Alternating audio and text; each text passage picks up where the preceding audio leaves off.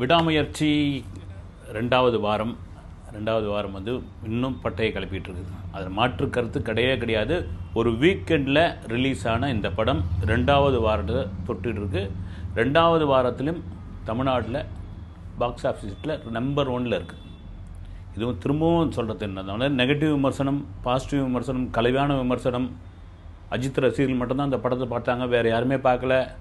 பல இடங்களில் book my ஷோவில் எல்லாமே காலியாக இருக்குது.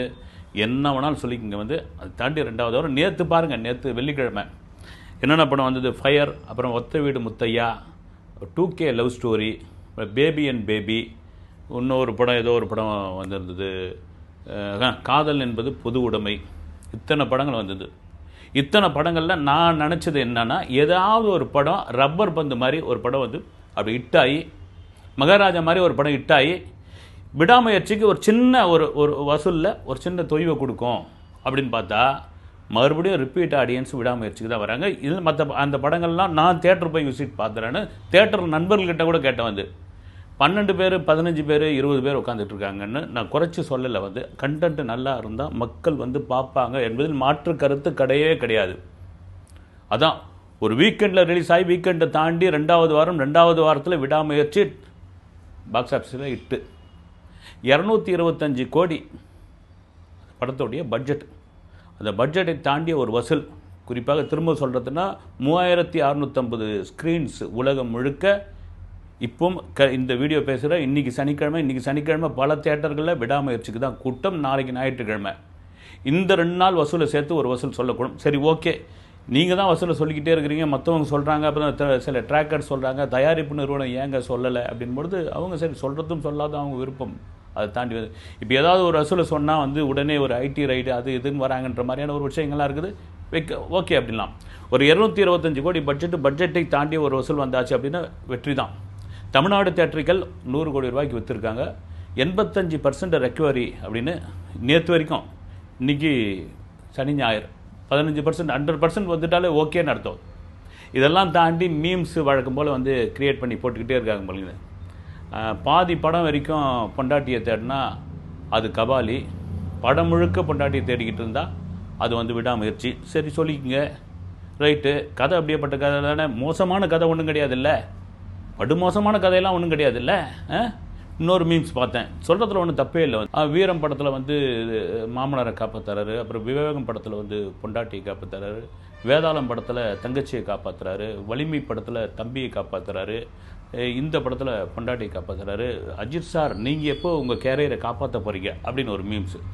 இனிமேல் அவர் கேரியரை காப்பாற்றணுன்னு என்னங்க அவசியம்? அஜித் அவர் சினிமாவே ஒரு பக்கம் இப்படி ஓரம் தள்ளி வச்சுட்டு அவர் பாட்டுன்னு ரேஸில் ஓடிக்கிட்டு இருக்காரு. எந்த ரேஸில்? கார் ரேஸில்.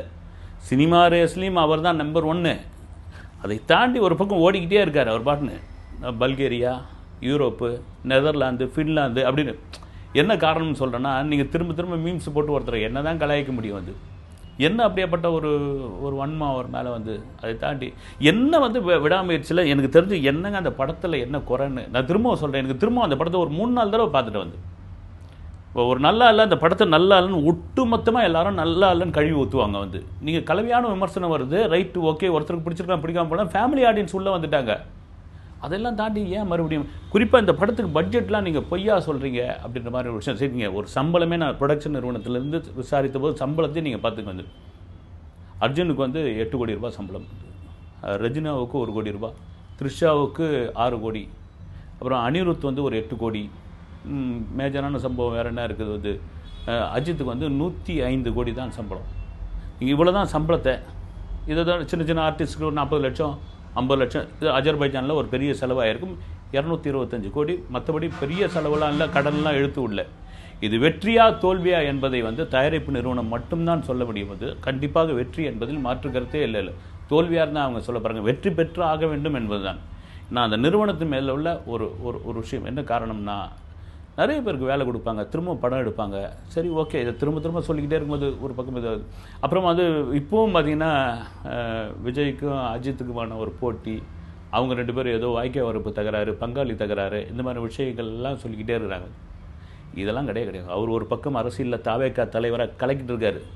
இசட் பிரிவு பாதுகாப்புலாம் கொடுத்து அவர் பாருங்கள், மார்ச் மிடில்லேருந்து மக்களை சந்திக்கிற ஒரு பயணத்துக்கு போயிட்டுருக்காரு, இவர் கார் ரேஸில் போயிட்டுருக்காரு. எல்லாரும் 2 பேருமே ஒரு பெரிய உச்சத்தை அடைஞ்சாச்சுங்க. 2 பேருமே உச்சத்தை 2 பேரும் இயல்பான நண்பர்கள் தான். இந்த சோஷியல் மீடியாவுக்குள்ளே சில முகம் தெரியாத ஆட்கள் இப்போ சும்மா கிளப்பி விடுற விஷயங்கள்லாம் ஒன்றுமே கிடையாது. அதுக்கு ஒரு உதாரணம் சொல்லணும்னா, காஃபி வித் அனு அப்படின்னு ஒரு நிகழ்ச்சி விஜய் டிவியில் சில வருடங்களுக்கு முன் நடந்தது. இப்போ விஜய் என்ட்ரி பண்ணும், அனுஹாசன் என்ட்ரி பண்ணுவாங்க. அஜித்தை பற்றி நீங்கள் என்ன நினைக்கிறீங்க அப்படின்னு கேட்பாங்க. அவர் கொஞ்ச நேரம் யோசனை பண்ணிவிட்டு, அவருடைய தன்னம்பிக்கை எனக்கு ரொம்ப பிடிக்கும் அப்படின்னு, அவருடைய அந்த கான்ஃபிடென்ட் எனக்கு ரொம்ப பிடிக்கும். அதே சில வருடங்கள் கழித்து நண்பன் படத்தினுடைய ஒரு ஃபங்க்ஷன் அந்த ஃபங்க்ஷனை கோபிநாத் தான் தொகுத்து வழங்குவார். நீயா நானா கோபிநாத் தான். அவர் இதே கேள்வியை விஜய் கிட்ட கேட்பார், அஜித்தை பற்றி நீங்கள் என்ன நினைக்கிறீங்க சார், ஒத்த வரியில் சொல்லுங்கள் அப்படின்னா, அவர் ஒரு தன்னம்பிக்கையான மனிதருங்க. அந்த தன்னம்பிக்கை எனக்கு ரொம்ப பிடிக்கும்னு இந்த ஏனோ தானோன்னு பேசுறது, அப்புறமா அந்த சமயத்துக்கு தான் மாதிரி மனசில் தோன்றி இது பண்ணி பேசுறதுலாம் கிடையாது. திடமாக மனசில் பட்டதை சொல்லக்கூடியவர் விஜய். இது என்ன காரணம்னா, 2 பேருக்குள்ளே ஒன்றும் போட்டியும் கிடையாது, ஒன்றும் கிடையாது. அப்படி இருக்குது. அப்படி இருக்கும்பொழுது நீங்களாம் ஏன் அவரது இவ்வளோ கொடி அடிச்சிடுச்சு, இவரது இவ்வளோ கம்மி அப்படின்னு திரும்பவும் சொல்லும்பொழுது என்னென்னா, விடாமுயற்சி தமிழ்நாடு, கேரளா, ஆந்திரா, தெலுங்கானா, கர்நாடகாவை தாண்டி உலகத்தில் ஓவர்சீஸில் அஜித் ஒரு ஓப்பனிங் கிங்கு, அஜித் ஒரு வசூல் கிங்குன்னு தான் இந்த படத்தில் நிரூபிச்சிருக்கார். ஏன்னா வாங்கினவங்க யாரும் எங்களுக்கு நஷ்டம்னு சொல்லவே இல்லை. கண்டிப்பாக அப்படி நஷ்டப்பட்டிருந்தால் சொல்லியிருப்பாங்க. 2வது வாரம், இப்போது 2வது வாரத்தில் கண்டிப்பாக புலம்பி தள்ளியிருப்பாங்க. ஐயோ ஒன்றும் இல்லைங்க, ஆச்சா போச்சா, நாங்கள் கையை சுட்டுக்குச்சிங்க, அதுங்க இதுங்கன்னுவாங்க. இந்த படத்திற்கு ஒரு விழா இருக்குது. அந்த விழாவிற்கு எல்லாருக்கும் ஒரு ஷீல்டு வழங்கப்படும் அப்படின்ற மாதிரி ஒரு தகவல். விடாமுயற்சிக்கு ஒரு ஷீல்டு வரும். அஜித் வருவார்னா நிச்சயம் வரமாட்டார், அது அவருடைய விருப்பம், படத்து வராது. இதெல்லாம் மீறி ஏப்ரல் 10ஆம் தேதி குட் பேட் அக்லின்னு ஒரு படம், அது வரலைங்க, மே 1ஆம் தேதி போகுது. ஏன்னா ஒரு மாதம் கேப்பு, விடாமுயற்சிக்கு நெகட்டிவான விமர்சனம். இதனால் அஜித் மே மாதம் தள்ளி வச்சுருங்க அப்படின்னு சொல்லிட்டாங்கன்னு சில வதந்திகள் கண்டவே கிடையாது. லாக் பண்ணியாச்சு. ஏப்ரல் 10ஆம் தேதி அதுக்கான ப்ரொமோஷன்லாம் ஆரம்பிக்க போகிறாங்க. இன்னொன்று முக்கியமான விஷயம் என்னென்னா, இந்திய அளவில் அந்த படத்துக்கு எதிர்பார்ப்பு உண்டானதற்கான காரணம் என்னென்னா, மார்க் ஆண்டனி படத்தினுடைய டைரக்டர் ஆதிக் ரவிச்சந்திரன், அவர் டைரக்டர் இல்லை, அஜித்தோடைய ஒரு தரைமட்ட ஒரு விசில் போடுற ஒரு ரசிகர், ஒரு ஃபேன் பாய் எடுத்த படம் எப்படி இருக்கும், இருக்கிற ஃபேன்லாம் தெரிக்கிற மாதிரி இருக்கும். குட் பேட் அக்லிக்கு ஒரு பெரிய எதிர்பார்ப்பு உண்டாக்கிற குட் பேட் அக்லியோடைய பிஸ்னஸ் டேபிள் ப்ராஃபிட் பெரிய அளவில் வியாபாரம் போயிட்டுருக்கு. அதோட பார்த்தீங்கன்னா அந்த படத்துக்கு பெரிய ஓப்பனிங் இருக்கும் என்பதில் மாற்று கருத்து கிடையாது. அப்புறம் முக்கியமான ஒரு விஷயம், குட் பேட் அக்லிக்கு போட்டிக்கு எந்த படமும் இல்லையா அப்படின்னா, தனுஷ் நடித்து இயக்கி உள்ள இட்லி கடை வரப்போகுதுன்னு முதல்ல சொன்னாங்க. இல்லை நாங்கள் குட் பேட் அக்லி கூட மோதலை, நாங்கள் வேறு ஒரு டேட்டுக்கு போகிறோம் அப்படின்லாம் ஒரு மாதிரியான வதந்திங்கள்லாம் இல்லை, நாங்கள் இறங்கியே தீருவோங்க. அஜித் ஒரு பக்கம் பண்ணால் நாங்கள் ஒரு பக்கம் பண்ணுறோம், எங்கள் கான்ஃபிடென்ட் ஓகே, உங்களுடைய இது தான் ஆனால் அருண் விஜய்க்கு ஒரு சின்ன ஒரு என்னென்னா, ஏன்னா அதில் ஒரு நடிச்சிருக்கார் எங்கள் இதில் இந்த நேரத்தில் ஏன் ரிலீஸ் பண்ணுறீங்கன்ற மாதிரி அவருக்கு ஒரு இது காரணம் என்னென்னா, அருண் விஜய் திறமையான நடிகர் அப்படின்றத தாண்டி அவருடைய அந்த மாஸை கிரியேட் பண்ணி கொடுத்த படம் என்னை அறிந்தால் படத்தில் அஜித்துக்கு எதிராலாம் டயலாக் பேசியிருப்பார், நின்று இருப்பார். ஆனால் அவரை விக்டர்ன்ற அந்த கேரக்டரில் கொண்டாடினது ரசிகர் தான். அசோக் நகர் காசி தேட்டரில் தெரியும் அந்த சம்பவம், பழைய வீடியோ இருந்தால் எடுத்து பாருங்கள். இதுலேயும் பார்த்தீங்கன்னா ஒரு பாக்ஸராக நடிச்சிருக்காரு, பக்கத்தில் தனுஷ் நிற்கிறாரு. அதிகமாக ஒரு பாக்ஸர் கதை அப்படின்றாங்க. இவர் அண்ணனாக இருப்பார்னு நினைக்கிறேன். ஒரு பாக்ஸிங் பண்ண முடியாத இடத்துல, இல்லை தோற்று போகிற இடத்துல தம்பி இறங்கி சம்பவம் பண்ணி ஜெயிப்பார் அப்படின்னு இருக்கும். ராயன் படத்தில் ஃப்ரைட் ரைஸ் கடை வச்சுருப்பார் தனுஷ், ஃப்ரைட் ரைஸ் கடை வச்சுக்கிட்டு சம்பவம் பண்ணுவார். அதுமாதிரி இந்த படத்தில் இட்லி கடை வச்சுருக்காரு. இட்லி கடை வச்சுக்கிட்டு இருக்கிற ஒரு நபர் எப்படி சம்பவம் பண்ணுறாரு, அந்த சம்பவத்துக்கு பின்னணியில் அவருடைய அண்ணன் அருண் விஜய் இருக்கார். இப்படியா கதைகள்லாம் ஓடுது. இட்லி கடையோடைய கதை என்னன்னு தெரியல, ஆனால் ரொம்ப கான்ஃபிடென்ட்டாக நம்பிக்கிட்டு இருக்காரு தனுஷ். நல்ல விஷயந்தான். அதெல்லாம் மீறி குட் பேட் அக்லி கூட இந்த படத்தை போட்டிக்கு உண்ணமான நிச்சயமாக தமிழ்நாட்டில் 1100 ஸ்க்ரீன்ஸ் இருக்குதுன்னா குட் பேட் அக்லிக்கு 900 ஸ்க்ரீன்ஸ் கண்டிப்பாக வரும். மீதி தான் இட்லி கடை. அது இட்லி கடை என்ன ஆகும்னு தெரியல அப்படின்ட்டு ரைட் ஓகே. ஒரு பெரிய ஹீரோ, மாஸ் ஹீரோ, அந்த படத்தை கூட போட்டி போடுறது, அதை வச்சு கூட ரைட்டுன்னு சொல்லலாம். கடைசி நேரம் மாறுதலுக்கு உட்பட்டதுன்னு கூட நடக்கலாம். ரைட், 2 படமும் ஓடுறது நல்லது தான். அதை தாண்டி மறுபடியும் அஜித் மீது நெகட்டிவான விமர்சனங்களை பரப்பாதீர்கள், அது வேணாம் விஷயம். அவர் யார் என்ன பண்ணார், ஒரு படம் ஓடிக்கிட்டு இருக்கு, இன்னொரு படம் பெரிய ஐப்பில் இருக்குது. இதெல்லாம் தாண்டி ரேஸுக்கு கிளம்பியாச்சு. ரேஸுக்கு முடிச்சுட்டு இந்த அக்டோபர்லேருந்து மார்ச் வரைக்கும் ஒரு கேப் இருக்கும். அந்த படத்தில் யார் படத்தில் நடிக்க போகிறாரு அப்படின்னு பார்த்தா ஒரு லிஸ்ட்டு அப்படியே வரிசையாக போட ஆரம்பித்தாங்க.